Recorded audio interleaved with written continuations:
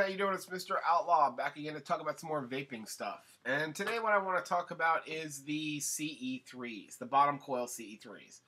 More specifically, I want to talk about why do we have to fill them upside down? It makes no sense, right? I know you're thinking it because I know I was thinking it. And people keep emailing me for some reason asking me, like, what are the different physical laws and laws of physics that allow this to happen, that cause the vacuum so that it doesn't leak? I don't know, okay? I'm not a physicist. I'm not an engineer or a biologist or a chemist or any of those things. I'm a landscaper who got into vaping a few months ago and wanted to know exactly how things work. You know, when we get in our car, we turn on our key. We don't necessarily know what makes our car start. We just know that if we turn our key and start, you know. But I'm the kind of person that if you give something to me, I don't know how it works, but if you allow me to take it apart, then I can figure out how it works. So I understand what's making it not leak. I understand how it creates a vacuum, but I can't explain to you what the different laws of physics and stuff that allow that to happen work. But I can show you exactly what's going on. So what I want to do is I came up with this little experiment that may help us to understand. Okay, let's take a syringe. Okay, if we take a syringe and we fill it up with water, or I've got like just some little colored water here. When you pull back on the plunger, it doesn't leak out. Why isn't it leaking out? Because this plunger up here is preventing anything from coming out. It's creating a vacuum. Okay, now if I take another one that I've taken the plunger out of, we have a hole on this end and a hole on this end. If I were to fill it this way, without any kind of seal up there, everything just keeps dripping out the bottom. Why? Because there's not any kind of a seal here to create a vacuum. And to show you what I mean, if I fill it up again, but then put my finger over it, my finger now creates a vacuum and the water can't drip out the bottom. But as soon as I take my finger away, everything comes out. Now, let's compare this syringe to our CE3.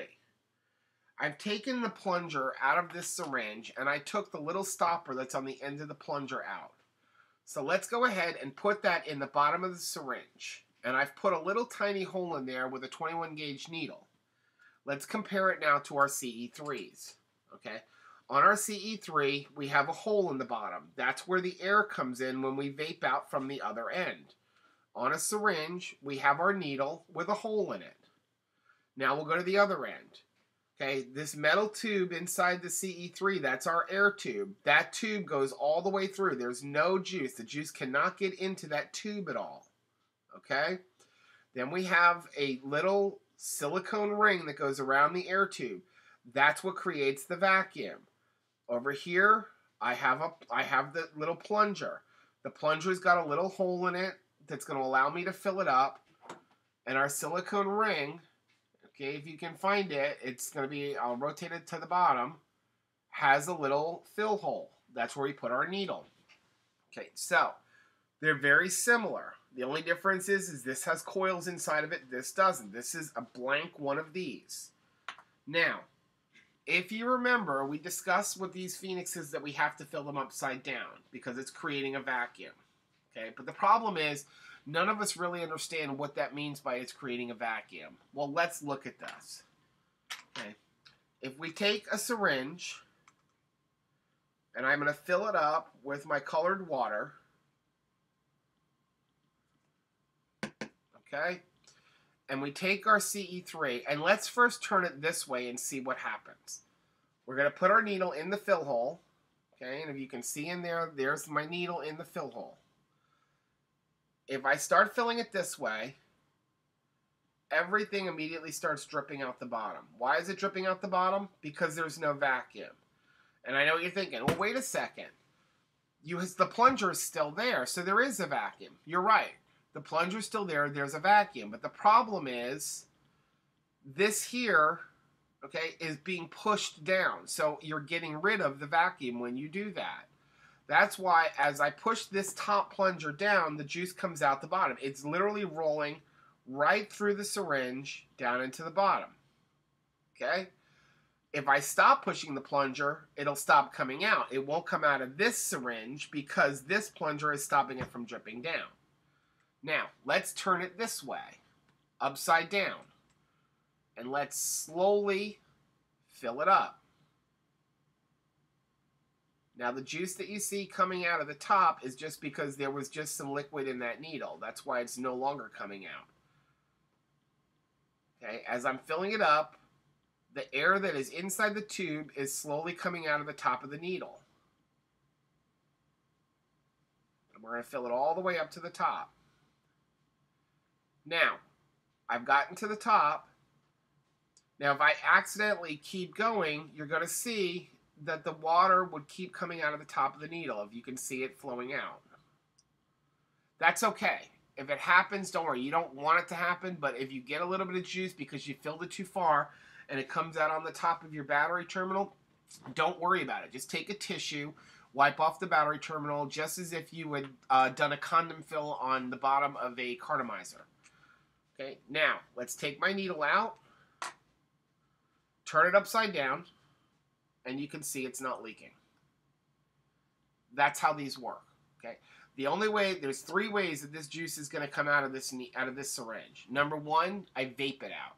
Okay. When I vape it out, the air is going to come from the bottom up in the top. And that's going to allow it to keep displacing itself. That's the first way. The second way, if I crack my tube. Why if I crack the tube? Because if I crack my tube, that's going to stop the vacuum. Right now, this is completely vacuum sealed. Okay, so if I crack the tube, it's going to allow air to get in there. The water is going to immediately come out. The third way is the obvious way. If I take my seal off.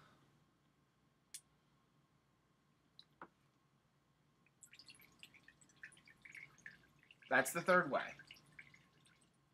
Okay, well, I know you're saying, well, I'm not going to take the seal off when I'm vaping. That would be stupid. Absolutely correct. But it's very important that we have that little tiny fill hole. You can see it up there on the top of that silicone ring.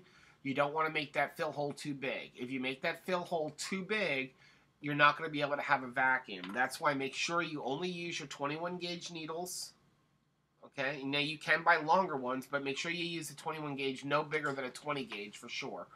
Okay, and don't keep filling it around to make it bigger and bigger and bigger, because if that hole gets too big, you won't be able to keep a vacuum seal in there. Okay, so I do know there are some places that actually sell replacement rubber rings. Okay, that's pretty much how it works. And now I know you're probably sitting there going, well, I don't understand, as you vape, you're allowing air in there, so what's happening? Well, the air is coming from the bottom. The top is creating the vacuum, the air comes in through the bottom, and then you'll see it bubble up. And just to give you an example, okay, I've got a CE3 here on my Volt X2 900. If I take a long vape, you're going to be able to see some air bubbles come up through the tube.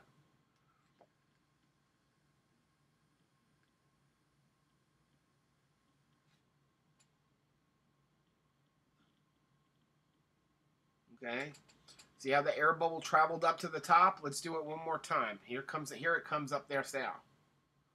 Okay, let's do it one more time.